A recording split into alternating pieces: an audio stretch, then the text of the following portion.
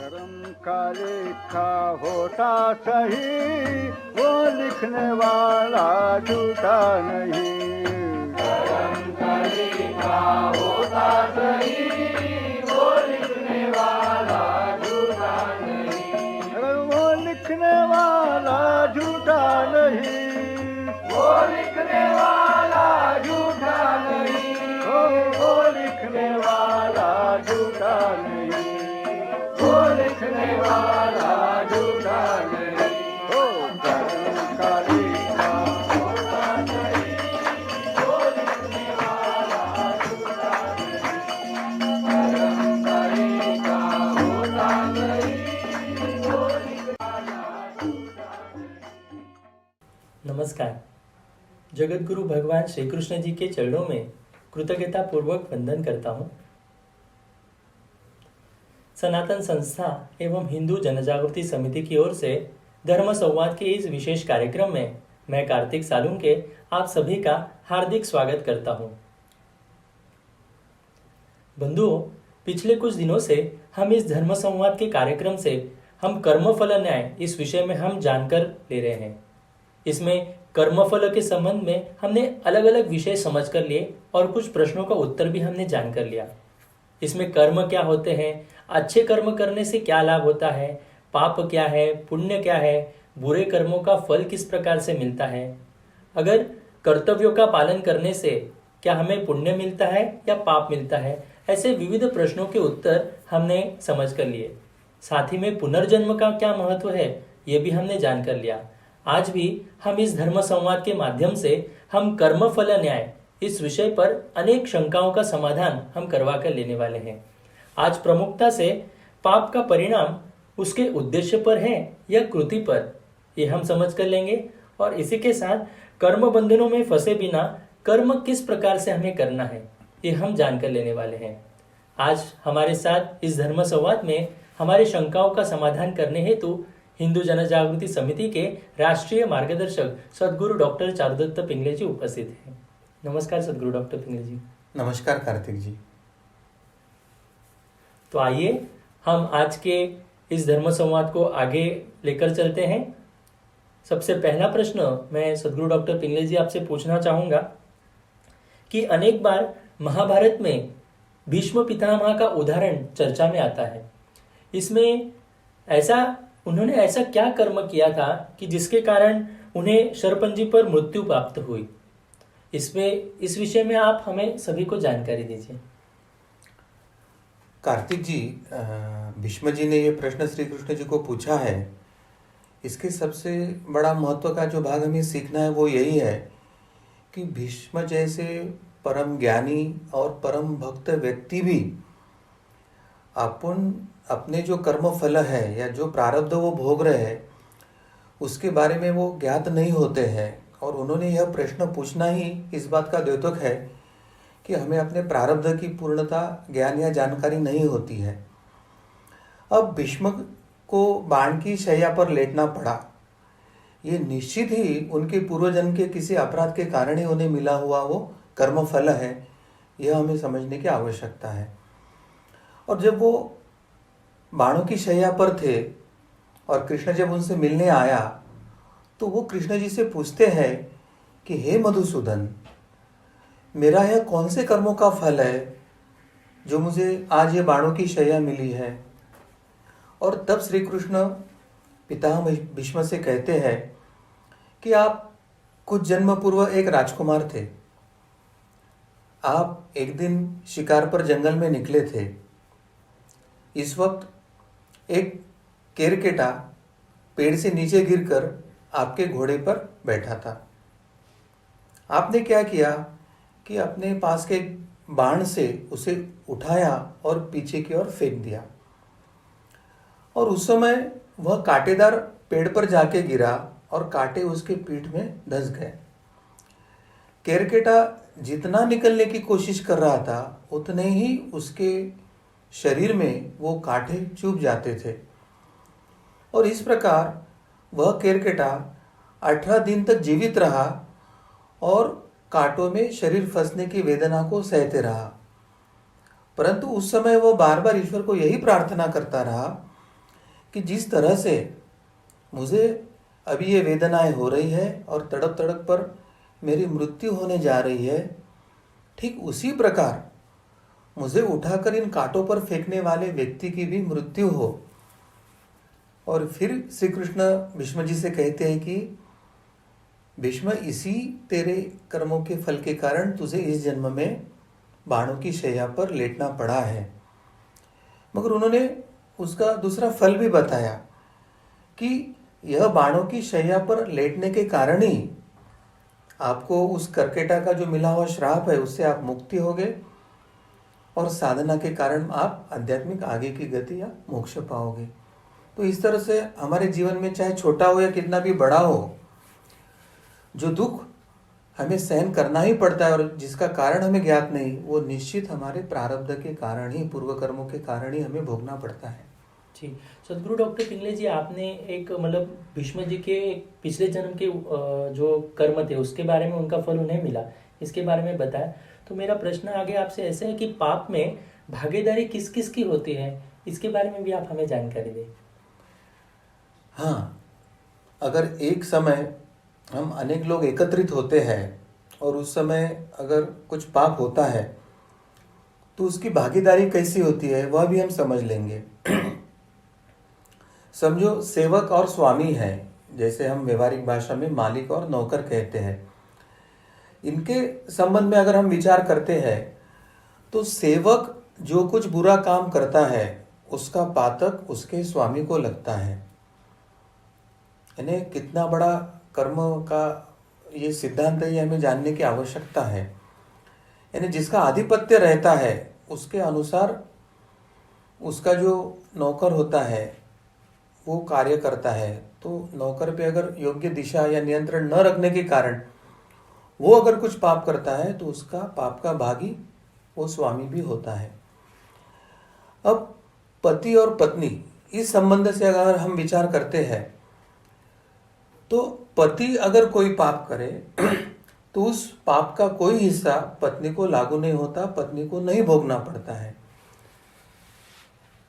परंतु अगर पति कोई पाप कर्म स्वयं ही कर रहा है और उसमें पत्नी प्रत्यक्ष भागीदार बनी है तो पत्नी को भी उस पाप का भागीदार बनना पड़ता है। और इस संबंध में आत्मपुराण में एक बात बताई गई है कि अगर कोई अति पापी पति है और पत्नी को बार बार ध्यान में आता है कि पति उसका बड़ा पापी है और फिर भी वो पति को छोड़ती नहीं, पति का त्याग नहीं करती, तो उस पत्नी को भी उस पाप की साझेदारी मिलती है। अब उल्टी तरफ से देखें तो पति का अगर पत्नी को पाप नहीं लगता तो पत्नी के संदर्भ में क्या नियम है? तो पत्नी जो पाप करती है उसके पाप का आधा फल पति को भोगना पड़ता है। मगर पत्नी अगर कोई पुण्य कर्म करती है तो पुण्य कर्म का कोई हिस्सा पति को नहीं मिलता, परंतु पत्नी अगर पाप करती है तो पाप का आधा फल पति को भोगना पड़ता है। इसका मुख्य कारण क्या है कि पत्नी यह पति के स्वाधीन होती है। धर्मशास्त्र यह कहता है कि पत्नी से जो कुछ पाप होते हैं उसका उत्तरदायित्व पति पर आता है और इसलिए पति को आधा फल भोगना पड़ता है। मात्र यह जो बात है वो पति जब पुण्य करता है, पत्नी जब पुण्य करती है तो उसका फल पति को नहीं मिलता है, क्योंकि पति को पत्नी को सुख देना यह उसका कर्तव्य कर्म भी होता है। तथा अध्यात्म में अंत में सभी सुखों का त्याग करना यह शास्त्र बताता है। इसलिए पत्नी के सुखों में या पुण्य कर्मों में पति को कोई हिस्सा नहीं मिलता है, मगर पत्नी के पाप में आधा हिस्सा पति को अपने आप जाता है। अब संत या भक्त या संत या समाज, इस संदर्भ में अगर हम चिंतन करते हैं तो संत जो पुण्य कर्म करते हैं तो उनका जो कुछ फल है वो भक्तों को निश्चित मिलता है।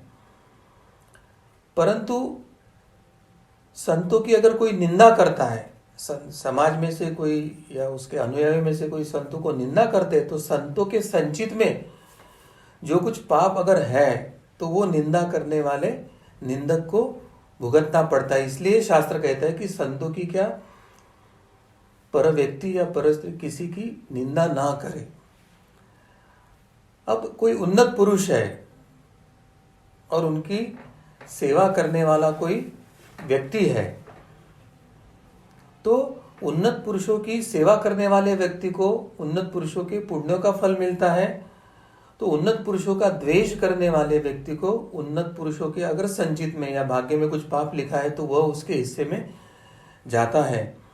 और इस विषय में वेद तथा उपनिषद इसमें बार बार काफी कुछ लिखा हुआ है, जिसके कारण हम ये जान सकते हैं। अभी समझो कोई साधक है, उपासक है, या कोई ज्ञानी है, योगी है, संत है, गुरु है, तो उनकी अगर कोई सेवा करता है तो वो इन उन्नत पुरुषों के पुण्य के फल का भागी होता है। और कोई व्यक्ति अगर इन उन्नतों को कष्ट देते हैं तो वह उसके पाप के भागी होते हैं। उनका द्वेष करने वाले जो होते हैं वो उनके अगर संचित कर्मों में कुछ पूर्व के पाप कर्म है तो उसके वे भागी बनते हैं।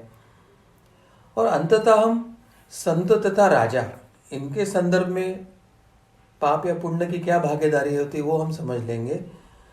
संतों के तपोबल एवं संतों के पुण्य कर्मों का प्रभाव शासक अर्थात राजा इनकी रक्षा एवं राज्य की रक्षा इनके लिए होते हैं। और जिन राज्यों में राजा संतों का अवमान करते हैं, संतों का सम्मान नहीं करते हैं, तो इसके कारण राजा को, शासक को या राज्य को पुण्य बल का कवच न मिलने के कारण ऐसे राजा पर अनंत संकट आते हैं और उनका जीवन और राज्य कष्टमय और दुखमय होता है। और इसलिए राजा ने सदैव संतों का सम्मान करना चाहिए, आदर सत्कार करना चाहिए और संतों का मार्गदर्शन लेना चाहिए। तो इस तरह से पाप के भागीदारी के कुछ बड़े जो नियम है वो हमने यहाँ पे चर्चा किया है। इसमें और कुछ सूक्ष्म बातें हैं, वो समय समय पर आवश्यकता होने पर हम उसके बारे में चर्चा करेंगे। सदगुरु डॉक्टर पिंगले जी, एक प्रश्न आपसे पूछना था कि जैसे हमारे त्योहार होते हैं, होली का समय आता है, तो होली के समय में बहुत बड़ी मात्रा में वृक्ष काटे जाते हैं, तो क्या ये पाप होता है? इसके बारे में आप हमें बताएं। कार्तिक जी, शास्त्र के अनुसार वृक्ष कौन सा काटे कौन सा ना काटे, या आयुर्वेदिक के हिसाब से कौन सा वृक्ष उसके कौन सी उसकी डाली या पत्ते काटे, या पत्ते या वृक्ष काटने के संदर्भ में पाप क्या है, महापाप क्या है, इतना सभी वर्णन सविस्तर हमारे शास्त्रों ने दिया है। हम क्या देखेंगे कि वर्तमान में जो बुद्धिजीवी या सुधारमतवादी या जो धर्मद्रोही संगठन है, या ये जो निधर्मी कहने वाले राजनेता भी जो है, उसमें अभी उन्होंने एक बड़ा नया अभियान चलाया है कि होली में बड़ी मात्रा में वृक्ष काटे जाते हैं, ऐसा शोर मचाकर वो इसके माध्यम से हिंदू धर्म के त्योहारों पर एक आघात करते हैं। वे जनता को आह्वान करते हैं कि वृक्ष काटकर होली करने की अपेक्षा अनिष्ट विचारों की कचरे की होली जलाएं। परंतु होली यह एक अत्यंत पवित्र समष्टि यज्ञ है, यह हमें सबसे पहले जानकर लेने की आवश्यकता है। होलिका देवता का पूजन, इस भाव से हम होलिका मनाते हैं। और यज्ञ रूपी होली में लकड़ियां समर्पित करने पर वातावरण में जो सात्विक स्पंदनें फैलती है, उससे वातावरण की शुद्धि होती है और एक समष्टि का एक आध्यात्मिक स्तर पर लाभ होता है। समाज को सात्विकता मिलना और समाज सत्वपरायण होना, ये इतना बड़ा लाभ है कि उसका फल ये नास्तिक है या धर्म न मानने वाले उनको समझना बड़ा कठिन होता है।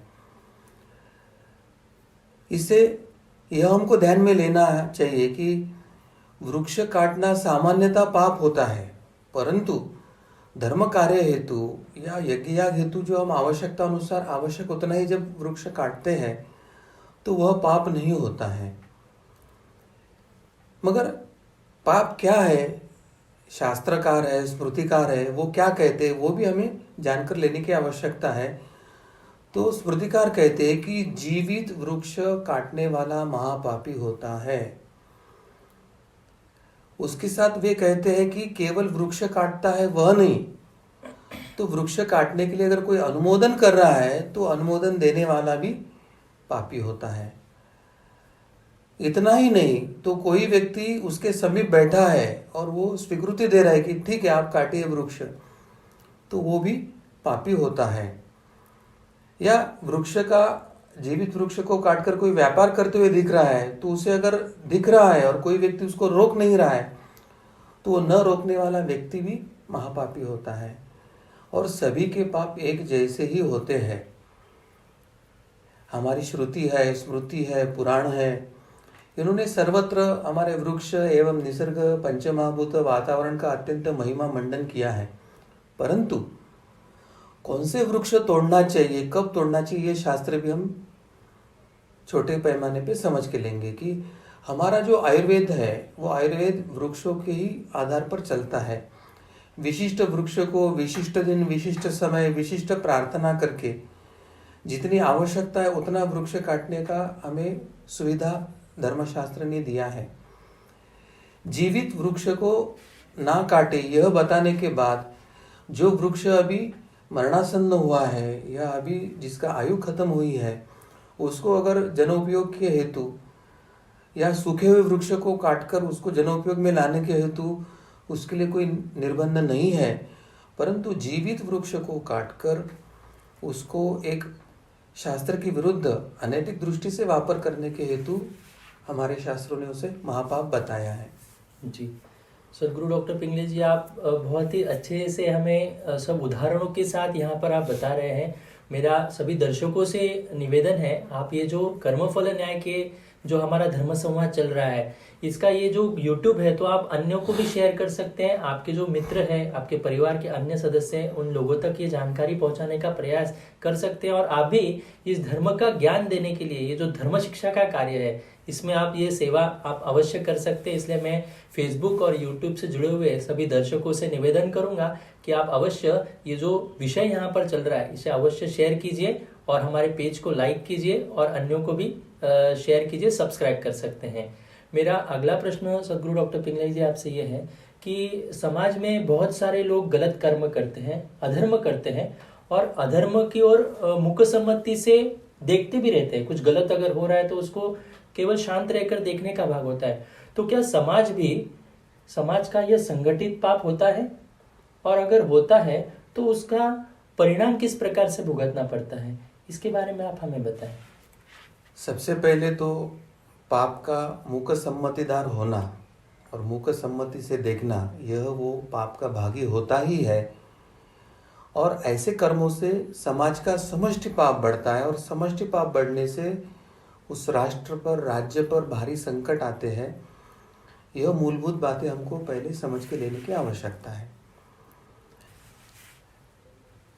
ईश्वर ने मनुष्य को उचित कर्म करने का और उचित कर्म कर पे उसके जो पूर्व जीवन का दुखमय जीवन है, प्रारब्ध है, उस पर मात करने की एक क्षमता दिया है।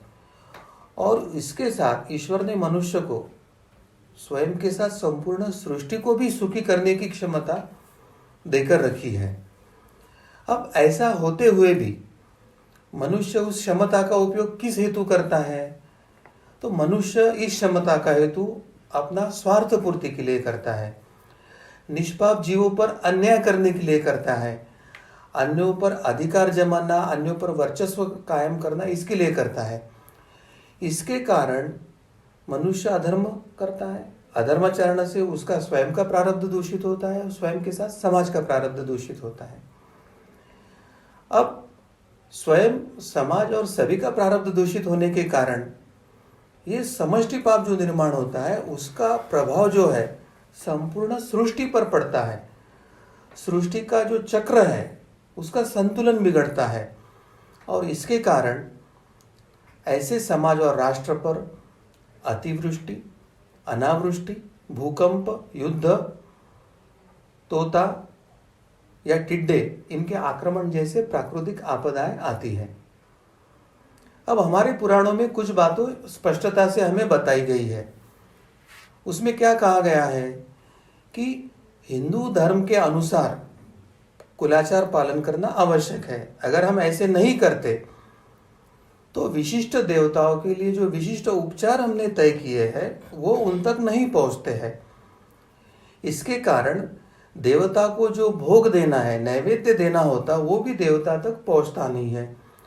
इसलिए देवता का भी कोप होता है और समाज पर संकट आते हैं। और पृथ्वी पर इस प्रकार का जब समष्टि प्रारब्ध का प्रकोप होता है, अपने बुरे कर्मों का, पाप कर्मों का जब प्रकोप होता है, तब गेहूं के साथ जैसे धुन भी पिसता है, उस उक्ति अनुसार समाज के दुर्जनों के साथ सज्जनों को भी इसके बुरे परिणाम भोगना पड़ता है। और वर्तमान जो ये कोरोना का संकट है, ये उसी प्रकार का संकट है, यह समझने की आवश्यकता है।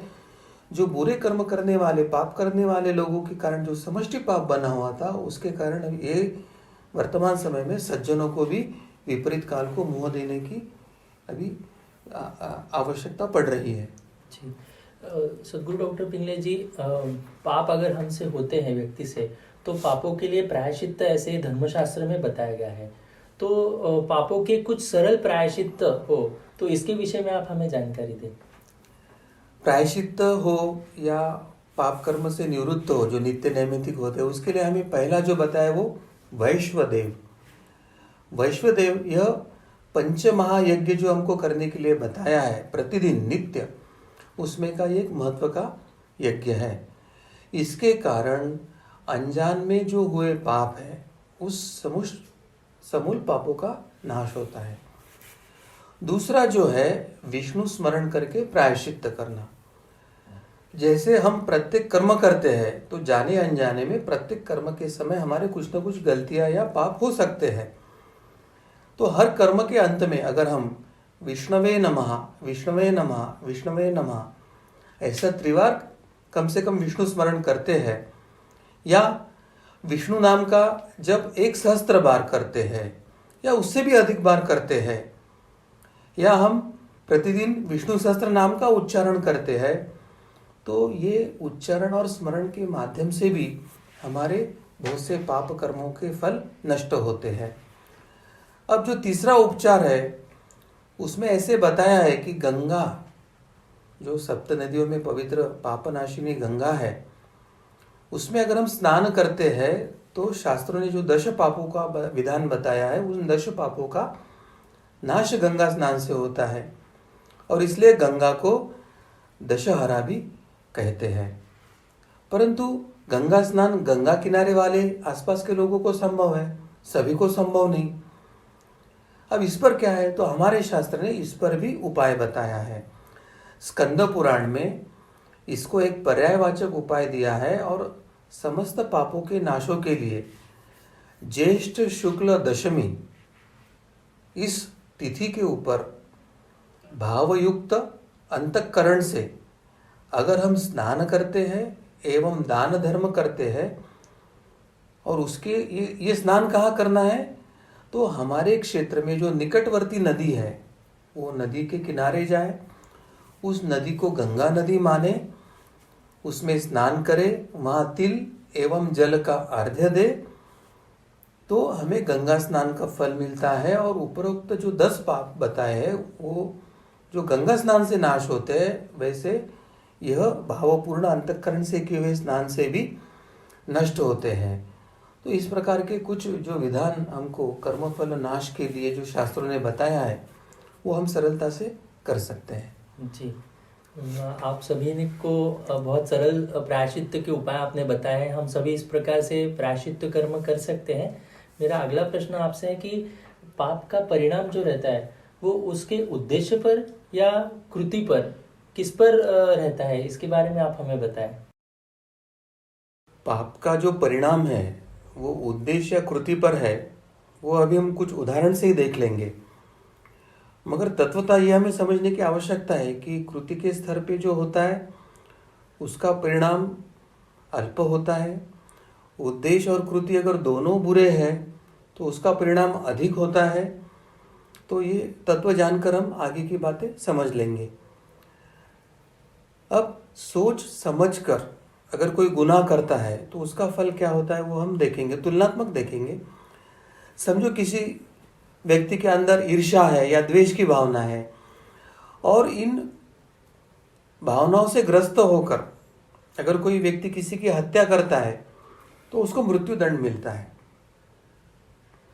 परंतु सोच समझकर गुनाह नहीं किया है, द्वेष या ईर्ष्या नहीं है, जैसे कोई दुर्घटना होती है, उदाहरण के तौर पर देखेंगे कि कोई 4 पहिया वाहन से कोई दुर्घटना हो जाती है और दुर्घटना में किसी का मृत्यु भी हो सकता है।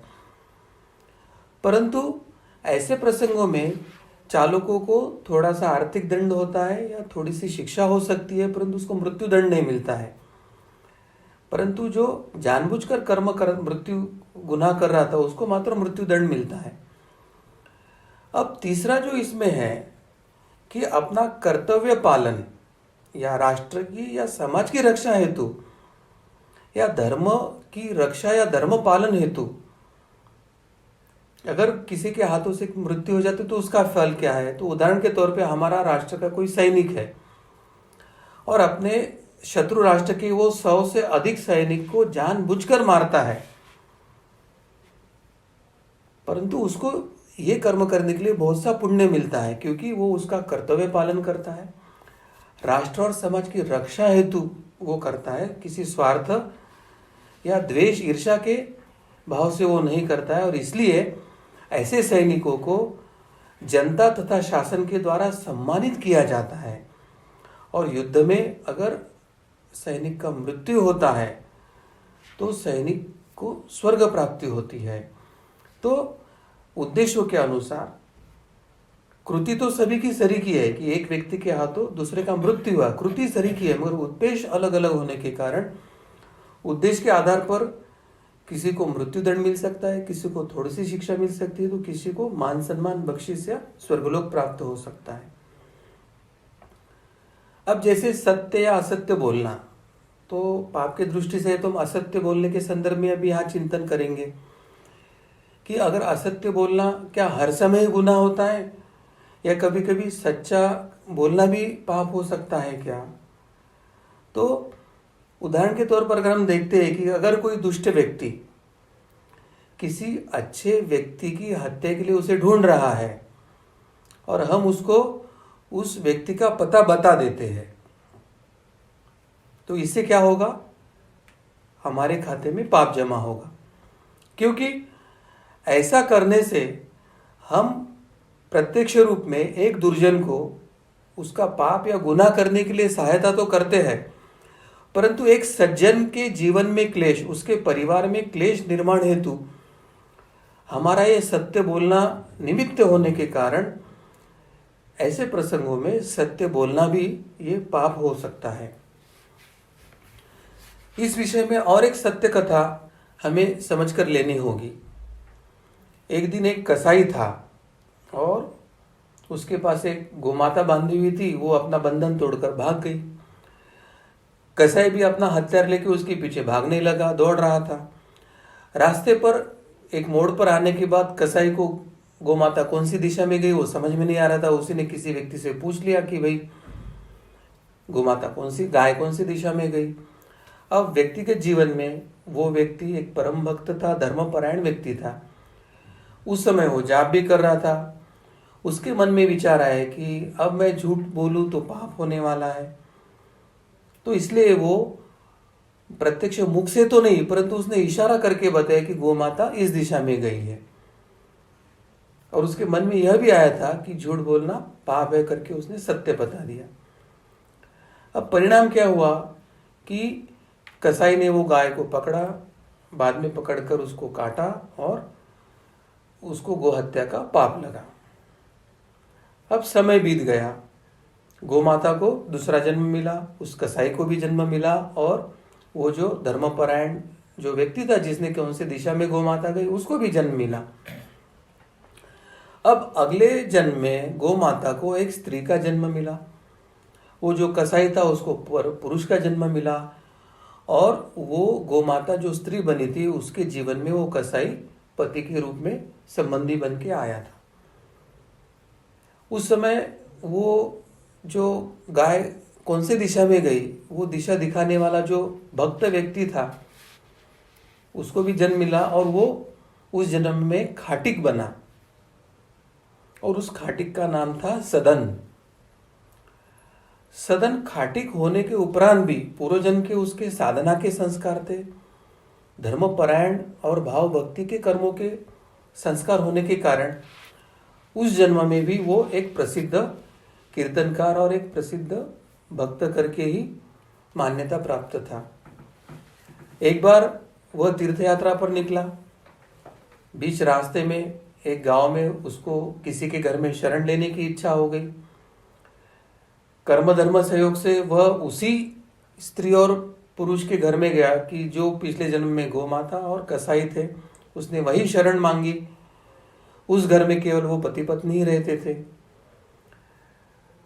उस सदन नाम के जो व्यक्ति थे, भक्त व्यक्ति थे, उसको वो पति पत्नी अपने यहाँ आश्रय देती है, मगर सदन को देखकर उस स्त्री का मन रीझ गया। रात में जब उसका पति सो गया तब वह सदन के पास आई और उसके पास प्रेम के लिए प्रार्थना करने लगी। लेकिन सदन तो भक्तपरायण धर्मपरायण व्यक्ति था, उसने उस बात को नहीं माना। अब उस स्त्री को ऐसे लगा कि सदन के मन में उसके पति का भय है, इसलिए वह इस प्रेम की मांग को स्वीकार नहीं कर रहा है। वो पूर्व जन्म में जो गौ माता थी, वो इस जन्म में जो स्त्री थी, वो घर के अंदर गई। उसने घर से एक तेज हथियार लाया और अपने पति की हत्या कर दी और एक तरह से पूर्व जन्म का जो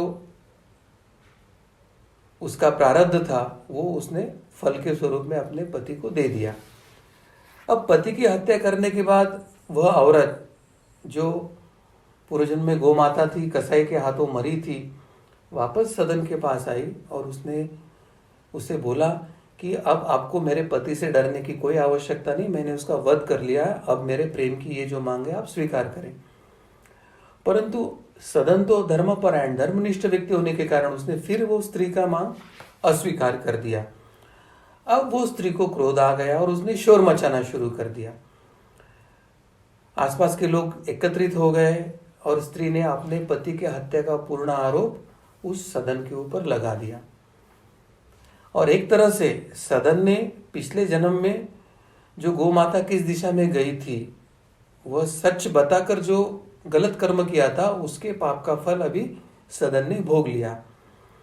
अब ये आरोप लगने के कारण बात राजा तक गई। राजा ने उसके दंड स्वरूप सदन के दोनों हाथ कटवा दिए। अब जो सत्य बोला गया, जो पाप कर्म हो, उसका दंड भी वो सदन नाम के धर्मपरायण व्यक्ति ने भोग लिया। अब वो तो तीर्थ यात्रा पे निकला था, अपने कटे हुए हाथ लेकर फिर वो आगे जगन्नाथपुरी के रास्ते से आगे निकल गया। अब जगन्नाथपुरी में एक अलग ही लीला चल रही थी भगवान की। पंडों के सपने में स्वयं जगन्नाथ जी गए।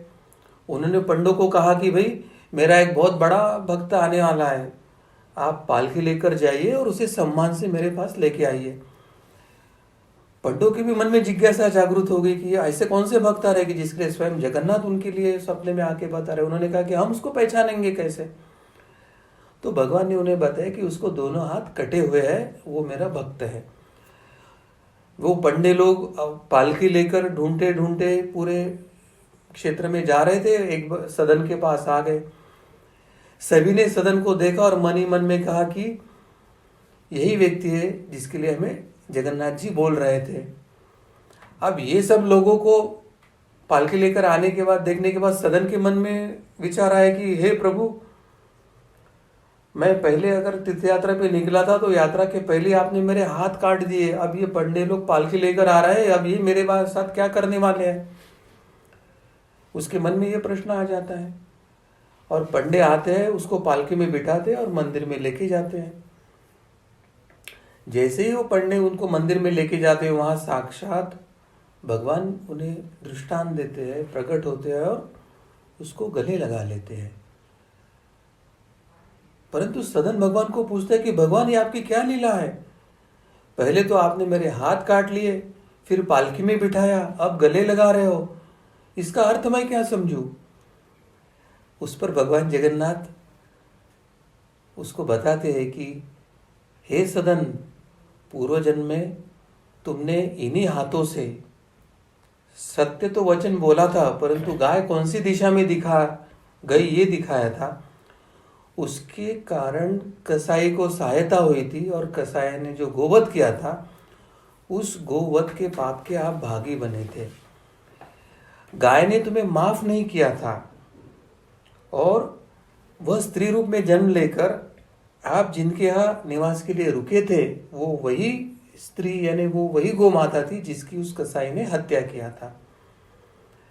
परंतु वो सदन खाटिक जो उसकी परम भक्ति थी जगन्नाथ जी के चरणों में, और वो परम भक्त था, वो धर्मनिष्ठ था, धर्मपरायण था, उसके अन्य आचरणों में कोई गलती नहीं थी। इसलिए जगन्नाथ स्वामी जी ने उनके दोनों हाथ वहां वापस लौटा दिए। अब इस कथा में भेद अनेक मिल सकते हैं समय समय पर। इसमें ध्यान रखने की बात एक ही है कि कर्म की गति अत्यंत गहन है।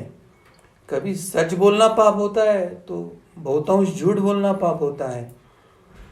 कभी गुनाह किसी को मारना यह परम गुनाह होता है, तो राष्ट्र रक्षा और धर्म रक्षा के लिए ये किया हुआ ये पुण्य कर्म भी हो सकता है। तो इससे एक ही बात सीखना है कि हमें कर्म करते समय अत्यंत सावधानी से करना चाहिए, वो शास्त्र और वेदों के प्रमाण से करना चाहिए।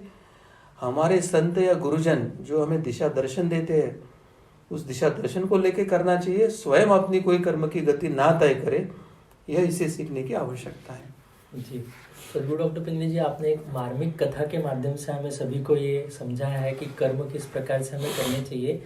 सदगुरु डॉक्टर पिंगले जी, ये एक स्वाभाविक प्रक्रिया है कि हम समाज में रहते हैं तो अनेक लोगों से हमारा संबंध आता है, हम लोगों से मिलते भी हैं।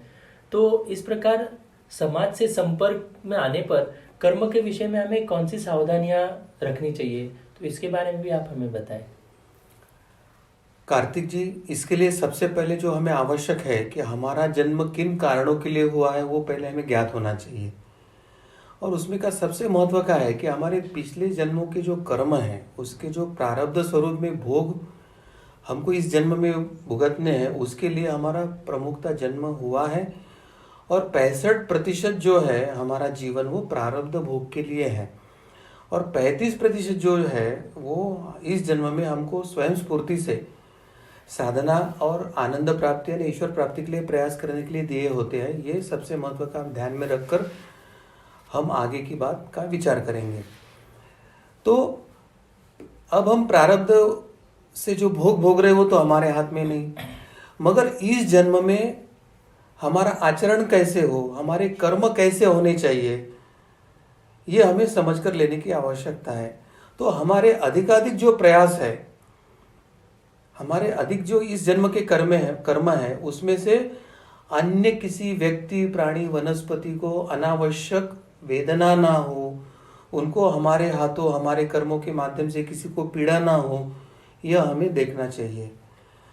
और यह होता है तो इस जन्म के कर्म के फल जो पाप स्वरूप में निर्माण होंगे उसके लिए अगले जन्म हमको दोबारा लेना पड़ेगा और वो दुख भोगना पड़ेगा। यानी हमारे हाथों दूसरों को दुख ना मिले, कष्ट ना मिले, यह हमें जरूर देखना होगा। अब अन्यों के कारण यानी सार स्वरूप हमें इतना ही है कि हमारे कारण अन्यों को भूल से भी कष्ट ना हो, दुख ना हो, ऐसे कोई कर्म हमारे हाथों से ना हो। अब दूसरी जो बात है कि इस जन्म में जो क्रियामान कर्म यानी जिसको हम साधना कहते हैं, वो साधना करते समय या धर्म कर्म, शास्त्र सम्मत कर्म करते समय, क्योंकि धर्म कर्म या शास्त्र सम्मत कर्म करना यह साधना ही होती है, तो उस समय क्या सावधानी बरतना चाहिए वो भी हम देखेंगे। हमें स्वयं की आध्यात्मिक उन्नति हेतु यानी ईश्वर प्राप्ति हेतु निरंतर साधना एवं सत्कर्म करते रहना होगा। हमारे कर्मों के कारण, हमारे साधना के कारण किसी अन्य व्यक्ति के साधना में, अन्य व्यक्ति के आध्यात्मिक उन्नति में किसी भी प्रकार की बाधा ना आए, इसका ध्यान हमें रखना होगा हमारे प्रत्येक कर्म करते समय। अब सार स्वरूप तीसरा महत्व का सूत्र क्या है कि दूसरे जो धर्म पथ पर चल रहे उनको हमें पूरक बनना है।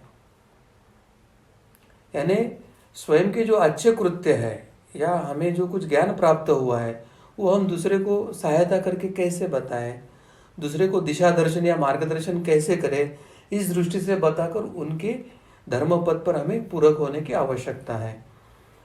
अगर हमें अपने से उन्नत कोई व्यक्ति मिलते हैं, उनकी भेंट होती है, तो उनके भेंट से आनंदित होकर उनके अनुरूप बनने का प्रयास करना चाहिए, उनकी सेवा करने का प्रयास करना चाहिए। अगर हमारे प्रवास में, जीवन प्रवास में, साधना प्रवास में अगर हम अपने से कोई कनिष्ठ लोगों से जो साधना में हो या अन्य क्षमता में, उनसे अगर हम मिलते हैं तो उनके प्रति हमें संवेदनशील रहना होगा, उनकी सहायता हमें करनी होगी, उनको हमें आधार देने का प्रयत्न करना होगा, उनका जीवन व्यापन सुखमय हो, साधनामय हो, इसके लिए हमें उनकी सहायता करनी होगी। अब जीवन यापन करते समय हम मित्रता किससे करें या किससे ना करें, यह भी हमें समझ के लेना होगा, क्योंकि दैनिक जीवन में हमारा नित्य संपर्क किसी न किसी से आने वाला है। तो उनमें से सभी से मित्रता अवश्य रहे, परंतु मैत्री भाव भी रखने का हमें प्रयास करना चाहिए। उनमें से जो अच्छे सदाचारी लोग हैं, सुखी लोग हैं, उनसे अधिक मित्रता होनी चाहिए। तो दीन दुखी जो है उनके प्रति हमारे मन में करुणता पूर्वक मित्रता होनी चाहिए। जो पुण्यवान लोग हमारे संबंध में आते हैं, मित्र बनते हैं, उनके लिए हमें हर्षित होना है, आनंदित होना है।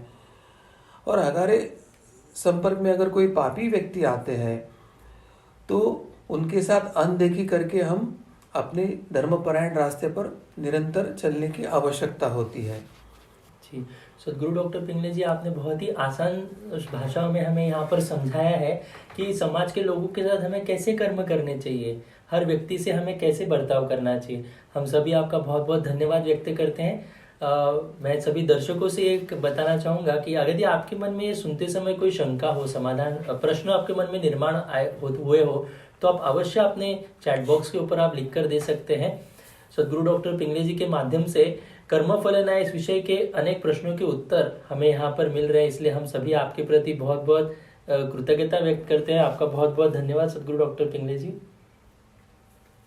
इसी के साथ आज के इस धर्म संवाद के कार्यक्रम को हम यहीं पर अभी समाप्त करते हैं। आपके मन में कोई शंका हो तो आप अवश्य चैट बॉक्स के ऊपर आप दे सकते हैं। आपकी शंकाओं का समाधान हम पूर्ण रूप से करने का प्रयास भी करेंगे। धर्म संस्थापक भगवान श्री कृष्ण जी की कृपा से आज का यह विशेष धर्म संवाद यहीं पर संपन्न हुआ, ऐसे मैं घोषित करता हूँ। नमस्कार। कोई दिन घोड़ा, कोई दिन गाड़ी, कोई दिन घोड़ा, कोई दिन गाड़ी, कोई दिन घोड़ा, कोई दिन गाड़ी, कोई दिन घोड़ा। एक दिन पैदल चलना सही, वो लिखने वाला झूठा नहीं। एक दिन पैदल